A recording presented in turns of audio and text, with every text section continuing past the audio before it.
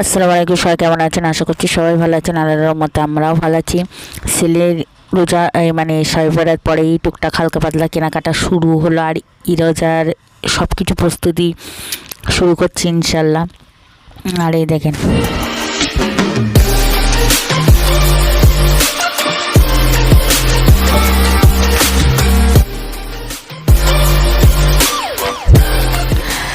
আর ইফতারে একমাত্র ছোলা ভাজা না হলে চলে না। তো এদিকে ছোলা ভিজিয়ে রেখেছিলাম, আর এইদিকে আলুগুলো ডুমো ডুমো করে কেটেছি, পেঁয়াজ, টমেটো, কাঁচা ঝাল, লবণ, হলুদ, গরম মশলার গুঁড়ো, আদা রসুন, গোটা জিরে আর একটা ডিম।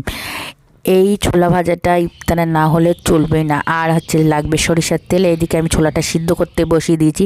সিদ্ধ দেখতে পাচ্ছেন পারফেক্ট, আমার খুব সুন্দর সিদ্ধ হয়ে গেছে। এইদিকে আমি অন্য কড়া চাপিয়ে দিয়েছি ভাজাভুজি করার জন্য।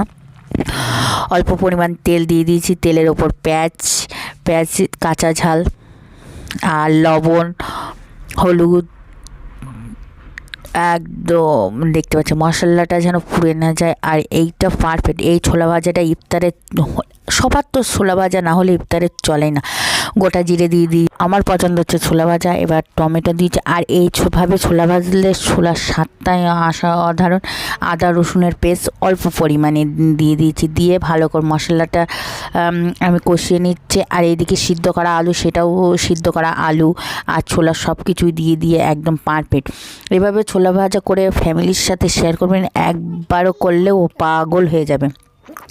আর তারপরে দেখেন ছোলা ভাজাটা কালারটা এত সুন্দর, আপনার আর কিচ্ছু লাগে। আমার তো ইফতারে ফল ফুরুলি কোনো কিছুই চাই না, আমার একটু ছোলা ভাজা, একটা সিঙ্গারা, একটা চপ আর দুটো মুড়ি হলে আলহামদুলিল্লাহ এতে আমি খুশি। আমার বেশি কিছু লাগে না। কিন্তু যেই দেখেছি যে মেয়ে বেশি কিছু চায় না, সে মেয়ে এই বেশি পস্তায়। যার বেশি চাহিদা থাকে সেই ভালো থাকে সব কিছুতেই।